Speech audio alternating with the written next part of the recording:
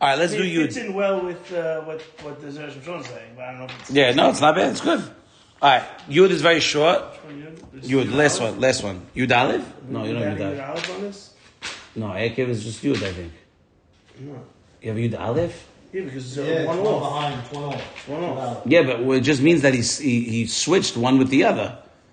What's the start? But yeah, let's see. Berachot Perek Hey is a great daf. Live. Every daf I looked up from Live is a good daf. The only thing I found, I didn't find anything good on it, I think was Sotah. But I think all pages I found, I used to open up Gemarot and magnificent. I know, it's delicious. It's true. Unbelievable. It's true. But Lamed Bet is always like good Agadah, always good lessons, always good stuff. So the Gemara Berachot says, Amra lefanav, right? Bnei Yisrael tell Hashem, Ribono shel olam, ho'il ve'en shecha lifnei kisei chebodecha. Right? Since there's no forgetfulness, nothing gets forgotten in front of you. Shema lo tishkach li ma'aseh egel. Maybe you're not going to forget that I did the egel. I made teshuvah, but maybe you're not going to forget it. Amar Allah, what does Hashem tell Bnei Yisrael? Gam ele tishkachna. Right? These also I will forget. Amra lefanav, Bnei Yisrael answer. Ho'il ve'yeshicha lifnei chesed v'decha. But now if you're going to say that there is forgetfulness in front of Kisei HaKavod, maybe you're going to forget about Sinai. Maybe you're going to forget that she gave me the Torah, and you might, sell me out to somebody else. So Amra Allah, so he says in the same in Yeshaya also, "Va'anochi lo eshkachech." I'm not going to forget you, because I will not forget you. So this is the Gemara. So now Zera Shimshon says, "Sarich iyun, ma inyan ze lazeh, ma inyan ze lazeh." What is the connection? Why, if Hashem would forget the Egel, would He also forget Har Sinai? What is his kisei hakavod have anything to do with him remembering or forgetting? Right? What's the whole thing of the kisei? Why you could just write, since there's no forgetfulness in front of you, or if there's forgetfulness in front of you, what is the key? What is the seat of glory have anything to do? What does it matter? The Yuvan Shapir b'may deita b'shmot rabbah. Right? It says in the there is shecha. Let's say it again. There's Bnei Yisrael go to Hashem. Right? He says, since there's no no one could scam their way out of God. So since I can't get out of it, maybe you're never going to forget about the Egel, and it's going to be a stain on me forever. Now what does Hashem say? No, don't worry. The Pasuk says, Gam ele, these also I will forget. So but then Bnei Yisrael say, okay, but now if you can say that there's forgetfulness in front of you, maybe you might forget about you giving me the Torah, Har Sinai also. So Hashem says, "No, anochi lo eshkachech." That for you, me, I will not forget you. Okay, that's the thing. So right. So now Zera Shimshon asks, right? What does one thing have to do with the other?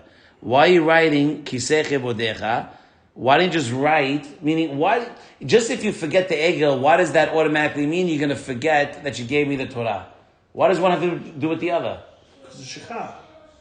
So big deal. You can forget one thing and not forget the other thing. Because it goes hand in hand. Why does it have to go hand in hand? You could forget the bad and remember the good. If you forget, the Gemara is making it sound, Bnei Yisrael is making it, if you forget everything. If you forget now the Egel, then must mean that you might forget the Har Sinai. Ma'amar Har Sinai, and that's not good. So Hashem says, no, I'm not going to forget those. But why, what's the Inyan Zeh? Why, what's the connection between if I forget the Egel, does that automatically, why would I think that Hashem would forget Har Sinai? And also, why does it say Kisei Kebodecha? What's the whole inyan of Hashem's, just say, is there forgetfulness in front of you or not? Ve'yivan shapi b'may de'ita b'shmot rabba Parashat Shemot. Or Parashat Ki Tisa. Right? So it makes sense because we can fit in what it says in the Midrash in Shemot and in Ki Tisa. Shekeshenigla Kadosh Baruch Hu על הר סיני עם כיסא כבודו והחיות הקודש הנושאים אותו הם התבוננו בו ושמטו אחד מהם. Okay. We are the most dysfunctional marriage, I tell you. Why? When Hashem revealed himself at Har Sinai, how did he come down? He came down in Merkava. He came down in chariots. And who was on the chariots? The four animals, the Hayot HaKodesh. And when Bnei Yisrael saw the Hayot HaKodesh, they saw one of them, there's an eagle, a lion, there's a shor. So when they saw the shor, they're like, ooh, that would be a good god. Is that crazy? Right? V'shamtu, they appointed the shor to be a god. Dichtiv ufnei shor mehasemol, the face of the ox on the left side. We're talking about what? Hashem's his chariot, the sword is on the left side. Isu otobo, and HaKadosh Baruch Hu got very angry. Vezeu shamal Moshe, this is what he tells Moshe, ra'ora iti. Alright, I see two things, you see one thing. It says, Ataro ereya had, v'ani ro'eh shetereyot. Alright, so what does it say? What are the two sights? Moshe sees one? Huh? Right, except for the Torah and the Jewish people sitting at the Ekev.